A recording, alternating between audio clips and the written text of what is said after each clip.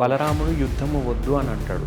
ఏదన్నా సరే పీస్ఫుల్గా సాధించుకోవాలి అది అంటాడు. కానీ సాత్యకి మాత్రం బలరాముడికి ఎగెయిన్స్ట్గా లేచి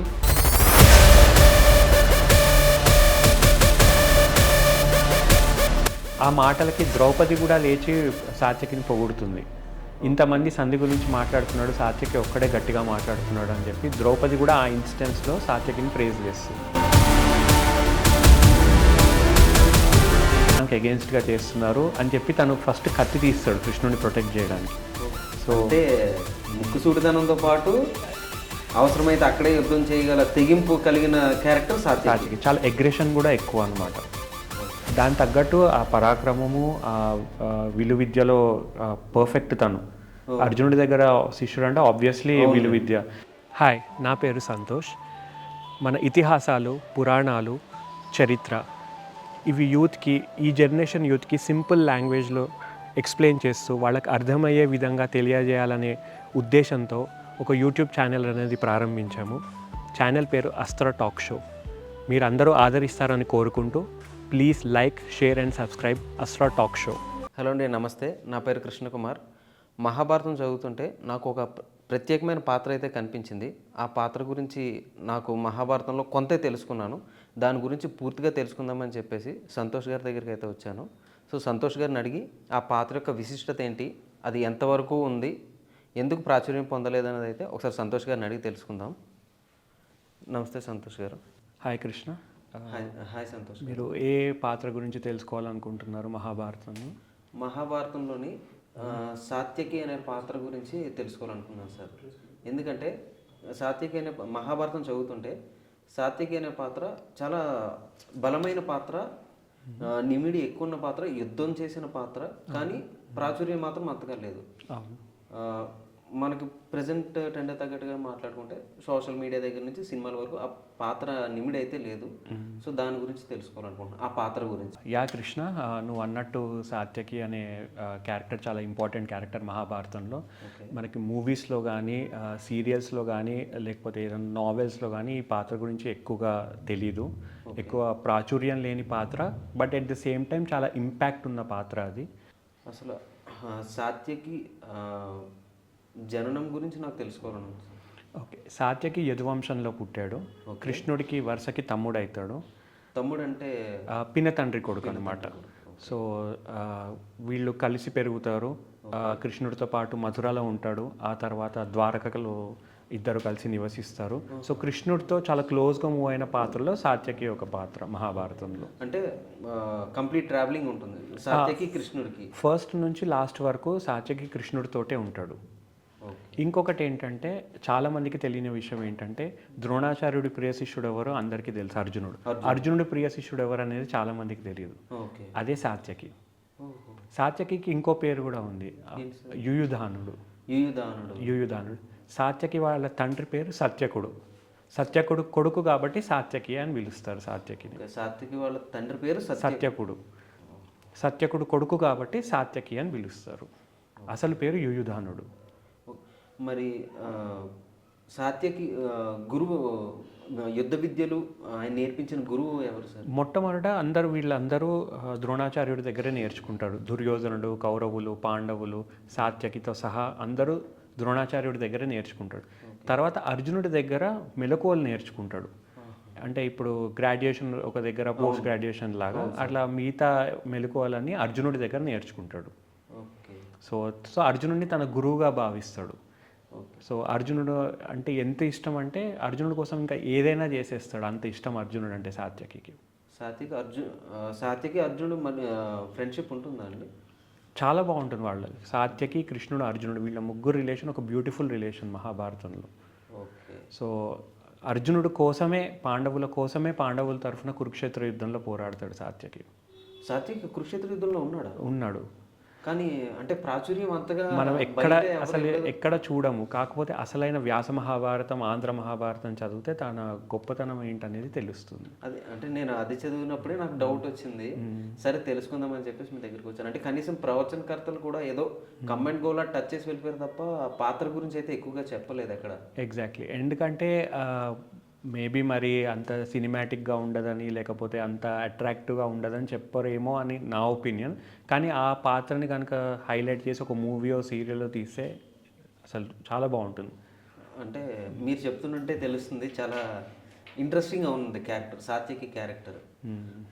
Satyaki character I mean starting growth నుంచి కృష్ణుడితో ట్రావెలింగ్ అయ్యాడు. చిన్నప్పటి నుంచి కృష్ణుడితోటే ఉంటాడు. మథుర నుంచి ద్వారకకి చేరుకుంటారు కృష్ణుడితో పాటు. ఆ తర్వాత ద్వారకలోనే నివసిస్తాడు. లైఫ్ అంతా ద్వారకలోనే ఉంటుంది. తను ఎలా అంటే కురుక్షేత్ర యుద్ధంలో మొట్టమొదటిసారి కృష్ణుడు హస్తినాపురానికి వెళ్తాడు సంధి కోసం, యుద్ధం వద్దు అండని. అప్పుడు కృష్ణుడితో పాటు ట్రావెల్ అయిన వాళ్ళలో సాత్యకి ఒకడు. మనకి సినిమాల్లో కానీ కృష్ణ రాయబారంలో ఎక్కడ మనకి చూపించారు. మొత్తం కృష్ణుడు మీదే చూపించి కృష్ణుడు ఒక్కడే వెళ్ళి సంధి చేయడానికి వెళ్ళినట్టు చూపిస్తారు. సాత్యకి క్యారెక్టర్ ఎక్కడ ఏ సినిమాలోనూ చూపించలేదు. కృష్ణుడికి తోడుగా సాత్యకి వెళ్తాడు. సో సాత్యకి వెళ్ళినప్పుడు అంటే సాత్యకి వెళ్ళాడు అంటున్నారు, కానీ సాత్యకి రాయబారానికి వెళ్ళాలంటే ఒక స్వభావం ఉండాలి మనిషికి. అవును, నెమ్మదతనం ఉండాలి, లేకపోతే వేరే ఏమన్నా ఉండాలి. మరి సాత్యకి స్వభావం ఎటువంటిదండి? అంత నెమ్మదస్తుడై కృష్ణుడు తీసుకువెళ్ళాడా లేకపోతే? చాలా మంచి క్వశ్చన్ అడిగావు. సాత్యకి నెమ్మదస్తుడు, అట్ ద సేమ్ టైం ముక్కుసూటిగా మాట్లాడతాడు. ఎలా అంటే తను ఏదైనా చెప్పాలనుకుంటే స్ట్రైట్ ఫార్వర్డ్గా చెప్తాడు. డిప్లొమాటిక్గా అలా అని కాకుండా స్ట్రైట్ ఫార్వర్డ్గా చెప్తాడు. ఈ హస్తినాపురానికి వెళ్ళే ముందు సంధి కోసము, దానికంటే ముందు వీళ్ళు పాండవులు అందరూ, ద్రుపద మహారాజు, పాంచాలులు, దృష్టజుమ్నుడు అందరూ కూర్చొని ఒక డిస్కషన్ పెడతారు. నెక్స్ట్ స్టెప్ ఏంటి, అరణ్యవాసం వనవాసం ఇంకా అజ్ఞాతవాసం అయిపోయిన తర్వాత నెక్స్ట్ స్టెప్ ఏంటి, మనం కౌరవులతో ఎలా మాట్లాడాలి, తిరిగి రాజ్యాన్ని ఎలా దక్కించుకోవాలి అన్న డిస్కషన్ వచ్చినప్పుడు అందరూ కొంతమంది యుద్ధం అంటారు, కొంతమంది పీస్ అంటారు. కానీ ఫస్ట్ యుద్ధం చేయాల్సిందే రాజ్యం ఇవ్వకపోతే అని సభలో మొట్టమొదట మాట్లాడింది సాత్యకి. బలరాముడు యుద్ధము వద్దు అని అంటాడు, ఏదన్నా సరే పీస్ఫుల్గా సాధించుకోవాలి అది అంటాడు. కానీ సాత్యకి మాత్రం బలరాముడికి ఎగెన్స్ట్గా లేచి, ఎగెన్స్ట్ ఇన్ ద సెన్స్ తన ఒపీనియన్ని గట్టిగా చెప్తాడు. లేదు, యుద్ధం చేయాల్సిందే, కౌరవులకు ఒక ఆప్షన్ ఇద్దాం, రాజ్యం తిరిగిస్తే ఓకే, ఇవ్వకపోతే మాత్రం యుద్ధం చేయాల్సిందే, దుర్యోధనుని ఓడించి కౌరవులను ఓడించి పాండవులకు రాజ్యం దక్కాల్సిందే గట్టిగా అని గట్టిగా వాదిస్తాడు. ధర్మం గాడి తప్పితే యుద్ధం చేయాల్సిందే అని ఫస్ట్ డిసైడ్ చేసింది అయితే సాత్యకి. ఆ మాటలకి ద్రౌపది కూడా లేచి సాత్యకిని పొగుడుతుంది. ఇంతమంది సంధి గురించి మాట్లాడుతున్నాడు, సాత్యకి ఒక్కడే గట్టిగా మాట్లాడుతున్నాడు అని చెప్పి ద్రౌపది కూడా ఆ ఇన్స్టెన్స్లో సాత్యకిని ప్రేజ్ చేస్తుంది. మరి అంత ముక్కుసూటు మనిషి సంధికి వెళ్ళినప్పుడు గొడవలు జరగడం సహజం, అటువంటివి ఏమన్నా జరిగాయి అక్కడ? అంటే యాక్చువల్గా కృష్ణుడిని బంధిద్దామని ఎప్పుడైతే కౌరవులు డిసైడ్ అవుతారో ఫస్ట్ మొట్టమొదటి తెలిసింది అది సాత్యకికే. తను గమనించి అందరినీ వార్న్ చేస్తాడు, వీళ్ళు ఇలా బంధిద్దాం అనుకుంటున్నాడు కృష్ణుడిని, ఇది చాలా తప్పు, ఇది ధర్మానికి అగెన్స్ట్గా చేస్తున్నారు అని చెప్పి తను ఫస్ట్ కత్తి తీస్తాడు కృష్ణుడిని ప్రొటెక్ట్ చేయడానికి. సో అంటే ముక్కుసూటితనంతో పాటు అవసరమైతే అక్కడే యుద్ధం చేయగల తెగింపు కలిగిన క్యారెక్టర్ సాత్యకి. చాలా అగ్రెషన్ కూడా ఎక్కువ అనమాట. దాని తగ్గట్టు ఆ పరాక్రమము, ఆ విలువిద్యలో పర్ఫెక్ట్. తను అర్జునుడి దగ్గర శిష్యుడు అంటే ఆబ్వియస్లీ విలువిద్య. సో ద్రోణాచార్యుడి దగ్గర నేర్చుకున్నాడు, అర్జునుడి దగ్గర నేర్చుకున్నాడు ఆ అగ్రెషన్ అది. సో ఈజ్ పర్ఫెక్ట్ అనమాట అన్నిట్లో.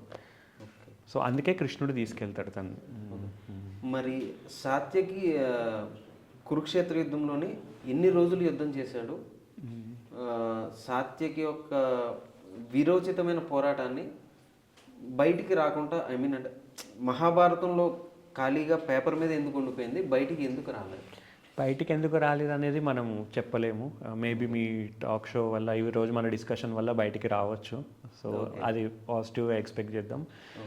ఇంకోటి మీకు ఇంకో ఇంట్రెస్టింగ్ ఫ్యాక్ట్ చెప్తాం. మొత్తం మహాభారత యుద్ధంలో పాండవుల సైడ్ 7 బతుకుతారు, 5 పాండవులు, కృష్ణుడు, సాత్యకి. 18 రోజులు యుద్ధం తట్టుకొని బతికిన వాళ్ళలో సాత్యకి ఒకడు.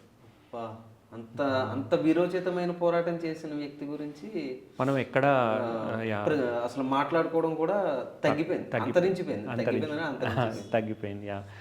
సో అంటే వ్యాస మహాభారతం చదివితే మాత్రం తను ఎక్కడ ఉన్నట్టు రాశాడు కాబట్టి వ్యాసుడు. సో మనకు అక్కడ క్లియర్గా తెలుస్తుంది తను ఏ విధంగా ఫైట్ చేశాడు ఏంటి అని. మరి సాత్యకి కురుక్షేత్ర యుద్ధంలో ఎటువంటి వీరోచితమైన పోరాటం చేశాడంట? సాత్యకి చాలామంది మహావీరులను ఓడించాడు. ద్రోణాచార్యుణ్ణి, కృపాచార్యుణ్ణి, విద్య నేర్పిన ద్రోణాచార్యుని కూడా ద్రోణాచార్యుని కూడా ఓడించాడు, దుర్యోధనుని ఓడించాడు, దుశ్శాసనుడి మిగతా కౌరవ ప్రముఖ వీరులందరినీ ఓడించాడు. కౌరవ ప్రముఖ వీరులు అంటే కౌరవులు ఎంతమంది, కౌరవ తరపున ఎవరెవరు ఉన్నారో వాళ్ళందరినీ ఓడించాడు. అందరిని, వీళ్ళు వాళ్ళని కాదు, ఉన్న ప్రతి ఒక్కరిని ఓడించాడు. గురువునే ఓడించాడంటే దాన్ని బట్టి ఆయన యొక్క విలువిద్య కానీ వీరోచితమైన యుద్ధ విద్యలు నేర్చుకున్న తీరు కానీ చాలా ఏంటంటారు, చాలా ఏకాగ్రతతో నేర్చుకున్నాడు, చాలా వీరోచితంగా పోరాటం చేశాడు అని చెప్పేసి అర్థమవుతుంది. సాత్యకి సైంధవుడిని ఓడించే విషయంలోని అర్జునుడికి సాయం చేశారంటారు, అది ఎంతవరకు? అది 14th డే అండి. అది కనుక ఆ ఎపిసోడ్ కనుక చెప్తే మనం ఒక మూవీ తీయొచ్చు, మూవీ తీస్తే బాగుండు, చాలా బాగుంటుంది. 14th డే ఏంటంటే 13th డే అభిమన్యుడు చనిపోతాడు. సో అప్పుడు అర్జునుడు ప్రతిజ్ఞ చేస్తాడు, నేను నెక్స్ట్ డే సైంధవుని సూర్యాస్తమయంలోపు సంహరిస్తాను, లేదంటే నేను నా ప్రాణత్యాగం చేస్తానని చెప్పి. సో ఆ రోజు ప్రతిజ్ఞ చేసినప్పుడు ద్రోణాచార్యుడు చాలా పవర్ఫుల్ వ్యూహం వేస్తాడు, సూచిముఖ వ్యూహము, పద్మ వ్యూహం, అన్ని రకాలుగా వ్యూహాలు వేస్తాడు. సో ఇన్ని ఒక వ్యూహం లోపల వ్యూహాలు వేస్తాడు ద్రోణాచార్యుడు. సో సైంధవుని లాస్ట్లో పెట్టి చుట్టూ అతిరథ మహారథుల్ని, అశ్వత్థామ, కృతవర్మ, వీళ్ళందరూ, భూరిశ్రవసుడు, వీళ్ళందరినీ ప్రొటెక్షన్గా పెడతాడనమాట. సో తను స్టార్టింగ్లోనే నించుంటాడు వ్యూహానికి ముందు. సో అర్జునుడు వెళ్ళినప్పుడు అర్జునుడు కూడా ద్రోణాచార్యుడితో యుద్ధం చేస్తే టైం వేస్ట్ అయిపోతుందని చెప్పి తను చాకచక్యంగా కృష్ణుడు తప్పించి రథాన్ని తీసుకెళ్ళిపోతాడు లోపలికి. లోపల సంహరించుకుంటూ వెళ్ళిపోతుంటాడు అర్జునుడు. సో అర్జునుడు ఏమయ్యాడు అని ధర్మరాజు టెన్షన్ పడి సాత్యకిని తోడుగా వెళ్ళమంటాడు అర్జునుడికి. సో సాత్యకి అంటాడు, లేదు, నీ రక్షణ నాకు ముఖ్యము, సో నిన్ను కాపాడాల్సిన బాధ్యత నాది, నేను ఇక్కడే ఉంటాను, నీకు రక్షణగా నన్ను అర్జునుడు ఉండమంటాడు అనమాట సాత్యకిని, ధర్మరాజుకి రక్షణగా. సో నీ రక్షణ నా బాధ్యత, నేను వెళ్ళలేను లోపలికి, నీ దగ్గరే ఉంటా అంటే, లేదు నువ్వు వెళ్ళాలి, వాళ్ళిద్దరికి తోడు వెళ్ళి నువ్వు సహాయం చేయాలని బాగా బలవంతం చేస్తే ధర్మరాజు బలవంతం మీద సాత్యకి పద్మవ్యూహంలోకి ప్రవేశిస్తాడు అర్జునుడు కృష్ణుడికి సహాయంగా. సో ఇక్కడ మనకు తెలుసుకోవాల్సింది ఏంటంటే చాలా భీకరంగా ఉంటుంది యుద్ధం సాత్యకిది. సో లక్షల మంది సైన్యాన్ని దాటుకుంటూ వేల మందిని సంహరించుకుంటూ అతిరథ మహారథులను అందరిని ఓడిస్తాడు ఆ రోజు సాత్యకి, ఇంక్లూడింగ్ ద్రోణాచార్యుడిని. అంత వీరోచితంగా పోరాడి కృష్ణుడికి అర్జునుడికి తోడుగా సాత్యకి వెళ్తే ఆ తర్వాత మనకి ఇంకా చాలా ఇంట్రెస్టింగ్ ఉంటుంది. 14th డే వార్ అనేది చాలా ఇంట్రెస్టింగ్ ఉంటుంది. ఎక్కువ రోజు చనిపోయింది కూడా, వీరులు చనిపోయింది కూడా 14th డేనే. చాలా భయంకరమైన యుద్ధం జరిగింది కూడా 14th డేనే. దాంట్లో సాత్యకిది చాలా ఇంపార్టెంట్ రోల్. ఒకానొక సందర్భంలో మనకి ఏం తెలుస్తుందంటే సాత్యకి వేసిన బాణానికి ప్రతి జీవి చనిపోయాడు. గుర్రాలు, ఏనుగులు, సైన్యము, సామాన్య సైన్యం, రథచక్రాలు, అది భీకరంగా ఉంటుంది. అది దాని గురించి చెప్పాలంటే సపరేట్గా మనం ఒక ఎపిసోడ్ చేయాలి. 14th day war, 14th day war అనేది పెద్ద ఎపిసోడ్. సో సాత్యకి సహాయంగా వస్తాడు అర్జునుడికి. అదే అంతేకాకుండా మళ్ళీ సాత్యకి ఏమయ్యాడు, తన జాడ తెలియక టెన్షన్ పడి ధర్మరాజు కంగారు పడి భీముడిని కూడా పంపిస్తాడు తోడుగా. సో భీముడు, సాత్యకి, అర్జునుడు, కృష్ణుడు, వీళ్ళు కృష్ణ అర్జునులకి తోడుగా భీముడు, సాత్యకి కలిసి లోపలికి వెళ్ళి ఆ రోజు అర్జునుడికి సహాయం చేస్తారు సైంధవ వధ అప్పుడు. తర్వాత దాని మీద ఒక సపరేట్ ఎపిసోడ్ ప్లాన్ చేస్తే బాగుంటుంది. ఓకే సంతోష్ గారు, 14th డే ఎపిసోడ్ అనేది అయితే మాత్రం ఖచ్చితంగా చేసుకుందాం. అది ఎపిసోడ్ అనేది చాలా విరోచితంగా ఉంటుంది అంటున్నారు కాబట్టి దాన్ని ఖచ్చితంగా ప్లాన్ చేద్దాం. Sure, definitely. మరి ఇంత కురుక్షేత్ర యుద్ధంలో అయిపోయిన తర్వాత సాత్యకి అనే పాత్ర ఏమైంది? కురుక్షేత్ర యుద్ధం తర్వాత పాండవుల సైడ్ 7 members బతుకుతారు, 7 మాత్రమే మిగులుతారు. అందులో సాత్యకి ఒకడు. ఓకే, 7గురిలో సాత్యకి ఒకడు. పంచపాండవులు, కృష్ణుడు, సాత్యకి. సో సాత్యకి ఏమవుతుంది అంటే 36 years తర్వాత గాంధారి శాపం వల్ల యదువంశం అనేది నాశనం అవుతుంది. దాంట్లో సాత్యకి రోల్ కూడా ఇంపార్టెంట్ రోల్ అనమాట. సో వీళ్ళందరూ కృతవర్మ అనే ఒక పాత్ర, ఆ పాత్ర గురించి కూడా మనం ఇన్ డీటెయిల్డ్గా మాట్లాడదాం ఒకసారి ఒక ఎపిసోడ్లో. సో కృతవర్మ, సాత్యకి వీళ్ళందరూ మౌసల పర్వం అనేది ఉంటుంది మహాభారతంలో ఒక పర్వం. సో అక్కడ మౌసల పర్వంలో క్లియర్గా ఉంటుంది వీళ్ళు గొడవబడి గాంధారి శాపం చేత వీళ్ళ మైండ్ అనేది అలా బుద్ధి మారుతుంది. సో మునుల శాపం వల్ల అన్ని సర్కమ్స్టాన్సెస్ అన్నీ యాడ్ అయ్యి సాత్యకి కృతవర్మ కొట్టుకొని సాత్యకి కృతవర్మని చంపేస్తారు. కృతవర్మ సైడ్ ఉన్న వీరులందరూ సాత్యకిని చంపేస్తారు. సో అక్కడితో సాత్యకి క్యారెక్టర్ అనేది మహాభారతంలో ఎండ్ అయిపోతుంది. సో ఫస్ట్ నుంచి లాస్ట్ వరకు ఉంటాడు. కృష్ణుడు కూడా పక్కనే ఉంటాడు మౌసల పర్వం అప్పుడు. సో అక్కడ వరకు సాత్యకి పాత్ర అనేది ఉంటుంది. సో అక్కడ తను ఆ ప్రభాస తీర్థం అనే క్షేత్రంలో వాళ్ళ ఎండ్ అనేది డిసైడ్ అవుతుంది అనమాట గాంధారి శాపం వల్ల.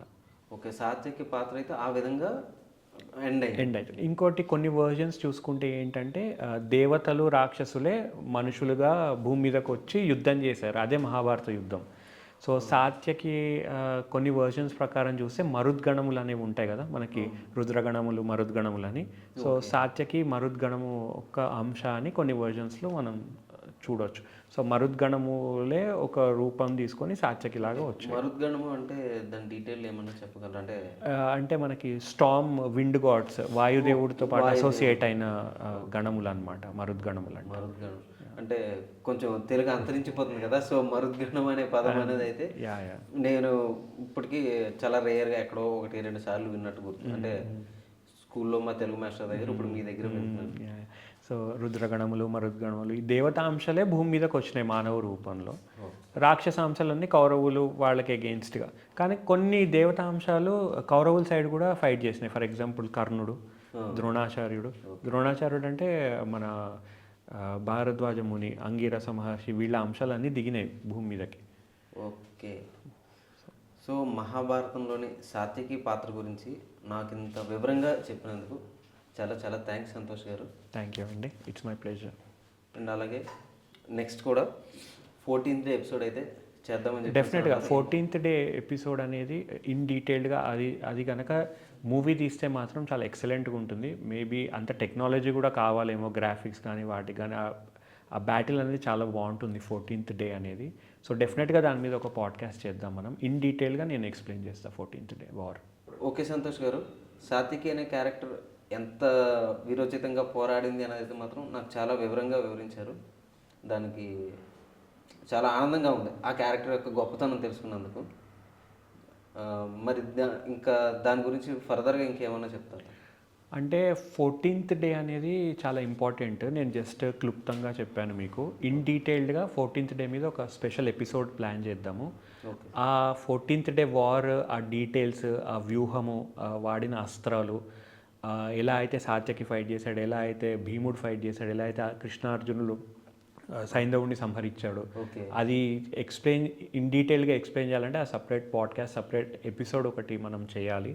నేను డెఫినెట్గా మీకు ఆ ఘట్టం గురించి నేను సైంధవ వధ 14th డే ఆ వార్ గురించి నేను ఇన్ డీటెయిల్గా మీకు ఎక్స్ప్లెయిన్ చేస్తాను. ఓకే అండి, చాలా చాలా మంచి ఫీల్తోనైతే మాత్రం ఈ పాడ్కాస్ట్ అండి. యాక్చువల్గా ఈ టాపిక్ తీసుకొచ్చినందుకు ఐఎమ్ వెరీ హ్యాపీ. ఎందుకంటే ఎవరూ ఈ పాత్ర గురించి మాట్లాడరు. అట్లాంటిది ప్రొయాక్టివ్గా ఈ టాపిక్ తీసుకొచ్చి ఈ డిస్కషన్కి తెరలేపినందుకు I'm very grateful to you. It's my pleasure talking to you. I'm also very grateful to you అండి, ఎందుకంటే ఇన్ డీటెయిల్గా ఎక్స్ప్లెనేషన్ బాగా ఇచ్చింది. షూర్, థ్యాంక్ యూ అండి. Thank you. Thank you.